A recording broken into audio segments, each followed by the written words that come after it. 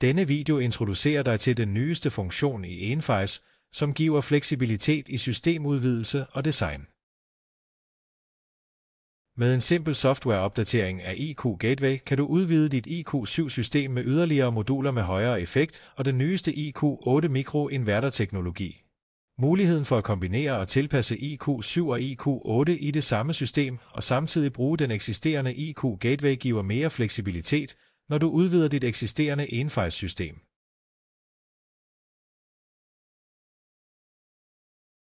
Understøttede konfigurationer omfatter systemer, der kun drives af solceller, og systemer, der drives af solceller og batteri uden backup. Understøttede batterier omfatter IQ Battery 3T10T samt IQ Battery 5P. Denne enkle opgradering giver systemejere mulighed for at generere mere energi og maksimere deres investeringsafkast. Når installationen og idriftsættelsen af tilbygningen er afsluttet, skal der tages hensyn til nogle oplysninger for at sikre succes. Når du er klar til at sætte de nyinstallerede mikroinverterer i drift, skal der installeres en IQ Gateway eller IQ Combiner Box. En gateway er nødvendig, da den nye software giver mulighed for at kombinere IQ7 og IQ8 i det samme system ved hjælp af den samme gateway.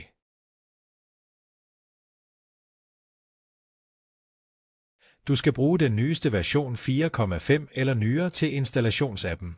Du kan tjekke, om du har den nyeste version ved at åbne appen, trykke på knappen Menu nederst på skærmen og derefter tjekke versionen.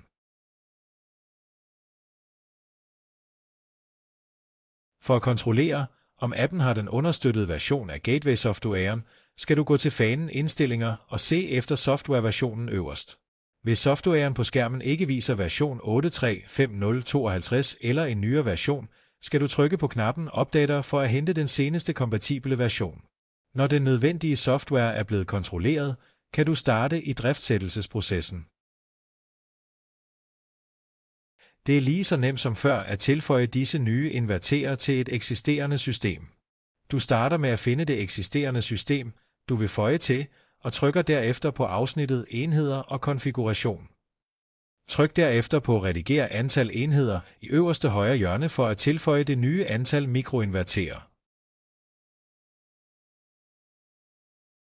Når de nye enheder er tilføjet, skal du bekræfte nedenfor.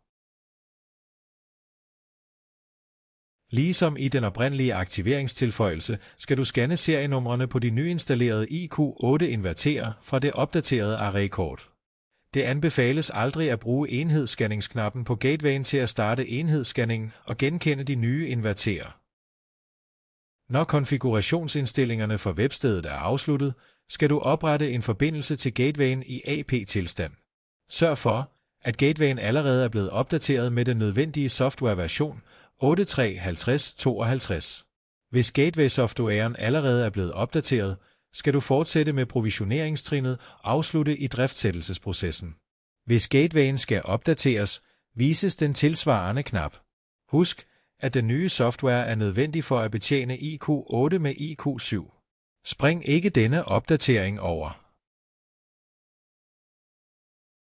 Tilføjelsen af dagens IQ8-system til det eksisterende nettilsluttede IQ7-system kombineret med solpaneler med højere ydelse giver en fremragende mulighed for at kompensere for det øgede energibehov, siden det oprindelige system blev installeret. Muligheden for at tilføje et nettilsluttet EIKU-batteri til systemet hjælper også med at reducere de øgede elregninger og forbedre investeringsafkastet. Muligheden for at kombinere og tilpasse inverterne i samme system, mens man bruger den eksisterende UQ Gateway og IQ Combiner Box, sparer omkostninger til installation af ny hardware. Endelig kommer alle disse fantastiske kompatibilitetsfunktioner i form af en simpel over-the-air softwareopdatering til den eksisterende EIKU Gateway, hvilket gør ibrugtagningsprocessen til en leg.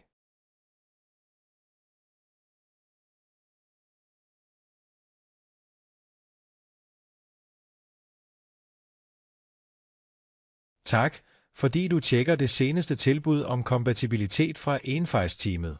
For information om de emner, der er beskrevet i denne video, og yderligere ressourcer, se venligst videobeskrivelsen under linkene.